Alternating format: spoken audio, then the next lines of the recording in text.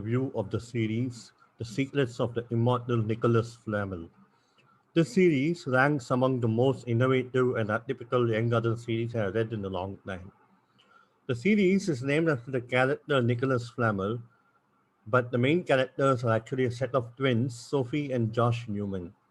The books, which are a set of six novels and an additional two novellas at the time of this review, chart the life and events of these twins over a period of a month after they discover that magic is real. This type of plot device is common. The tropes are usually you discover magic is real, there's a hidden world, you are the chosen one, so on and so forth. But the author, Michael Scott, excels in where he takes this premise. The world building is fantastic. It is a great combination of the myths as we know them, but the author gives it a twist. Add to this the various layers of complexity and mystery that we encounter as the series progresses, and we have something like the Malazan Book of the Fallen type universe, but for the young adult audience. There's a history behind the history, which makes the world so compelling. Add to it the additional myths of Atlantis, the Lost World, and the journey is so much more better.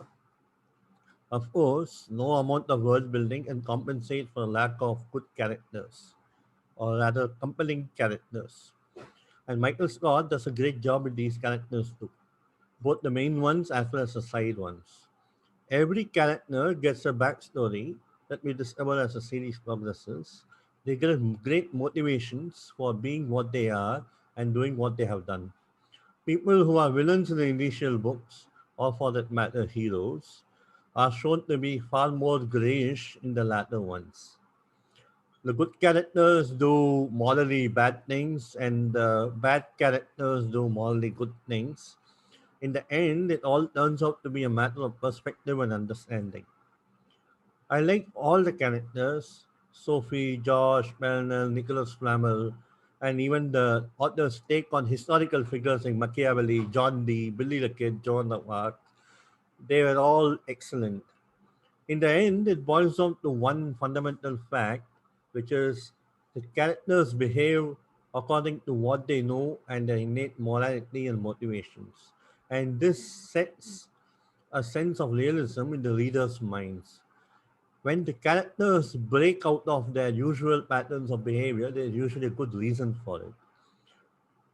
Let's come to pacing. These books are decently paced. I didn't find any sections to be particularly dragging or particularly fast.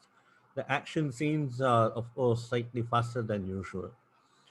The plot does take a while to hit high gear in terms of the vastness as well as the complexity of the scope. The first couple of books focus on a saving the world kind of vibe with clear camps of heroes and villains. But as the series progresses, the latter books expand the scope of the universe in terms of number of characters, blurring the lines between the heroes and the villains, as well as adding more details and complex details to the world itself. So I would suggest waiting around till the third book to see if you actually like the series rather than giving up on the first or second. Not everything is good though. There are a couple of minor nitpicks that I have with the series as a whole. The first one is its name. Nicholas Flamel is a catalyst, and the importance of this character reduces as the series progresses. Ideally, the characters or the series should have been named after the twins, but I can guess that why the author made a choice to make it around Nicholas Flamel, because I think Nicholas Flamel comes in the Harry Potter. The second reason is a lack of mythologies other than the standard ones that Western audiences are used to: Irish, English, Greek, Egyptian. There are some Indian mythology references like Vimanas and Puroshana and so on and so forth, but I would have really liked to see far more of cultures off the beaten track being brought into this book. I think Dirk Ashton does a better job of putting in mythologies from across the world in this Pattern series, though that is not for young adults. But these are minor nitpicks, like what I said, and these do not take away from the overall positive experience of reading the series.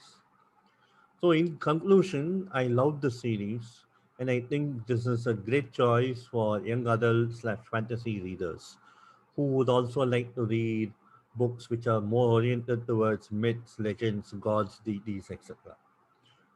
On a final note, the usual young adult tropes are minimized, and thank all the gods, the usual young adult love triangle is not there here. Thank you guys for watching. If you like this video, please subscribe and like. Thanks once again. Bye bye.